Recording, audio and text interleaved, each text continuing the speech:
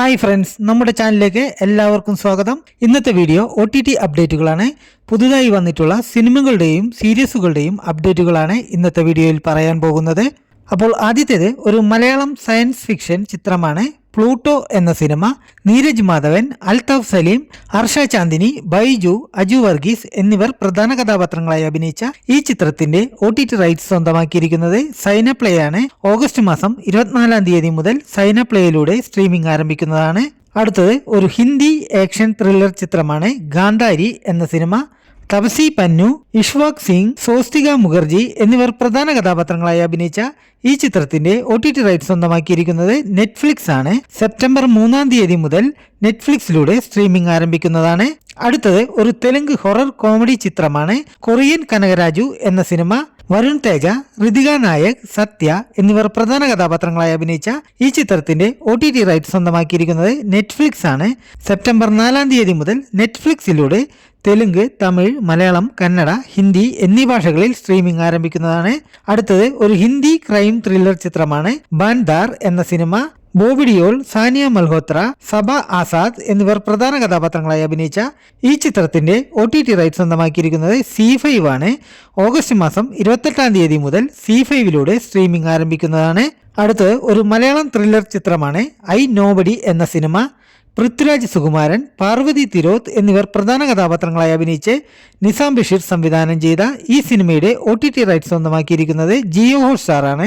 August മാസം 25-ാം തീയതി മുതൽ ജിയോ ഹോട്ട്സ്റ്റാറിലൂടെ മലയാളം, തമിഴ്, തെലുങ്ക്, കന്നഡ, ഹിന്ദി എന്നീ ഭാഷകളിൽ സ്ട്രീമിംഗ് ആരംഭിക്കുന്നതാണ്.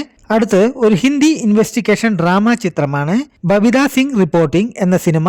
നിമിഷ സജയൻ, വരുൺ സോപ്തി, ആൻഷുമാൻ പുഷ്കർ എന്നിവർ പ്രധാന കഥാപാത്രങ്ങളായി അഭിനയിച്ച ഈ ചിത്രത്തിന്റെ OTT റൈറ്റ്സ് സ്വന്തമാക്കിയിരിക്കുന്നത് ആമസോൺ പ്രൈം വീഡിയോയാണ്. ഓഗസ്റ്റ് മാസം 28-ാം തീയതി മുതൽ ആമസോൺ പ്രൈം വീഡിയോയിലൂടെ സ്ട്രീമിംഗ് ആരംഭിക്കുന്നതാണ്.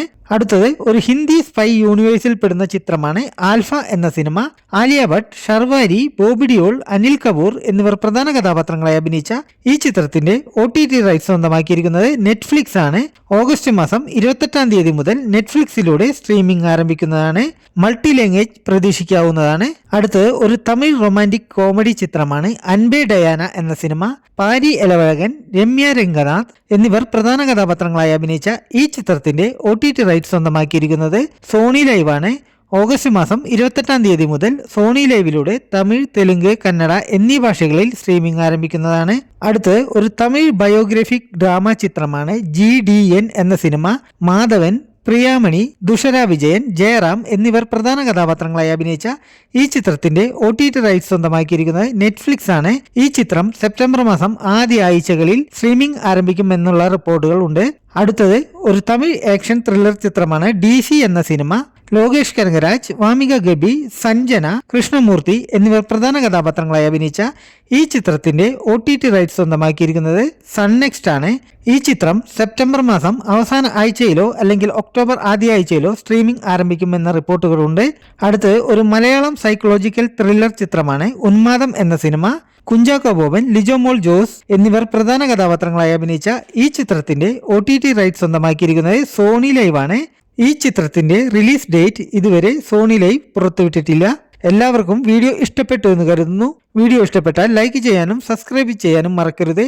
അപ്പോൾ പുതിയ OTT അപ്ഡേറ്റുകളുമായി അടുത്ത വീഡിയോയിൽ കാണാം.